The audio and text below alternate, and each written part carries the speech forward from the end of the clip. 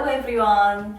I know many of you thinking about going to graduate school to get a PhD and become a professor. Because the investment of time and money to get a PhD is very high, you need to seriously and conscientiously decide about whether an academic career is right for you before you apply for a PhD program. To help you make your decision, I would like to talk about a few facts of faculty life and share my honest opinions of the pros and cons of faculty life based on my personal experience and preference. Obviously, other professors might have conflicting opinions, so I highly recommend that you visit other professors to gauge their opinions as well.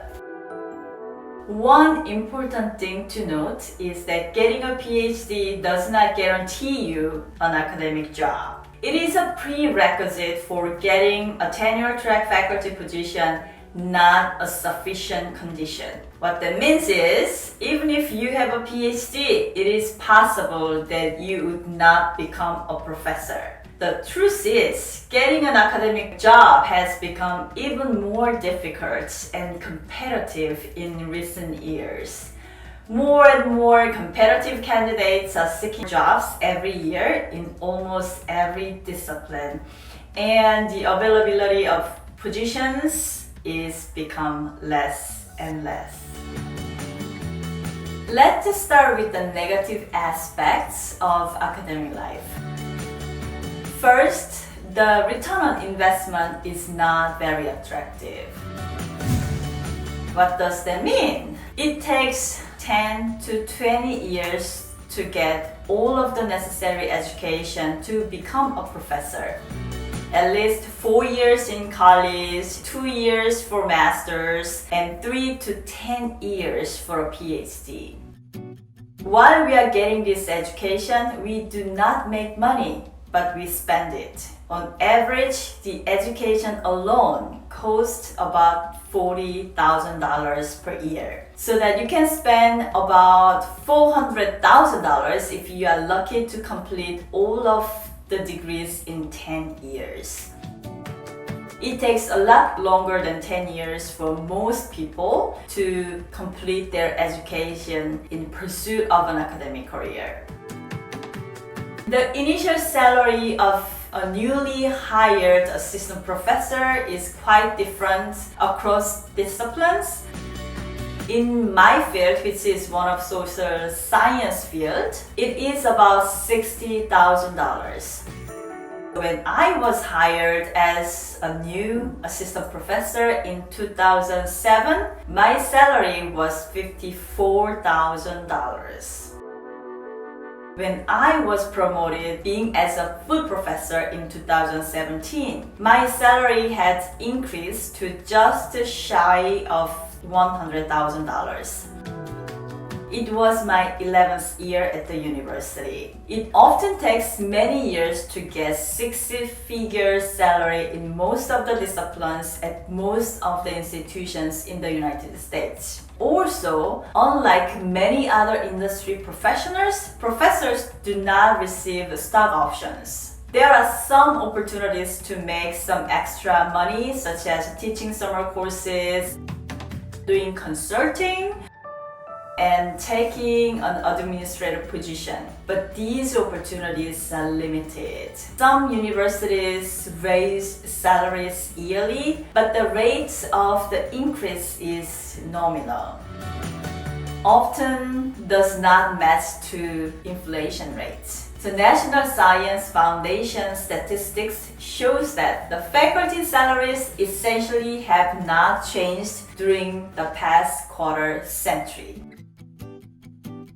I do not see this changing anytime soon. By and large, financial considerations do not recommend an academic career. The bottom line is the financial aspect of this career is not very attractive. Second, tenure can be as a double-edged sword. You have no life before tenure. Earning tenure in an academic field is considered a milestone achievement and results in job security. However, the preparation process for getting tenure is very challenging. You have to work without break until you get it, especially if you get a job at a research-oriented university. Unfortunately, many tenure applicants do not get tenure even after years of effort. There is life after not getting tenure, but it is a pretty heavy blue after 60 years of graduate education and 5 or 60 years of tenure preparation for the job. Third, your work continues even after you leave your office. For most 9 to 5 office jobs, once you leave your office, you do not need to think about your work. But there are no specific work hours for professors. Even when you leave your office, you need to think about that research paper you are working on all afternoon and grade student papers and exams at home, and write up your research findings after dinner, etc. If you do not set clear work and home boundaries, you will feel like you are working all the time. Another consideration you need to make is there is a possibility of unemployment even after you get your PhD in academia. Most of the disciplines apply more PhDs than demands. For example, 9% of brand new PhDs in political science fields are graduating without a job every year. When you decide the field you want to earn your PhD in, check where recent graduates land and how many of them are unemployed.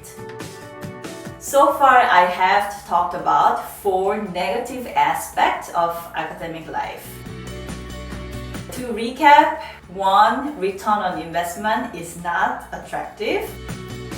Number 2, there is the possibility of not getting tenure even after years of effort. Number 3, there is no limit to the amount of working hours you have to put in. Number 4, there is a possibility of employment even after you get your PhD. Hearing about these negative aspects of academic life, you might think that it is pretty bad to leave as a professor or to become a professor. But hold off on that decision until you see the other side of faculty life. If you are a faculty member, what is your opinion of the negative sides of faculty life? Please share your thoughts in the comment section below. In my next episode, I will talk about the upsides, positive aspect of academic life. If you are looking forward to hearing about that, please click the notification button so you are the next person to know when my next video will be available. If you liked the content I covered today, please like this video and subscribe to this channel. As always, thank you so much for watching.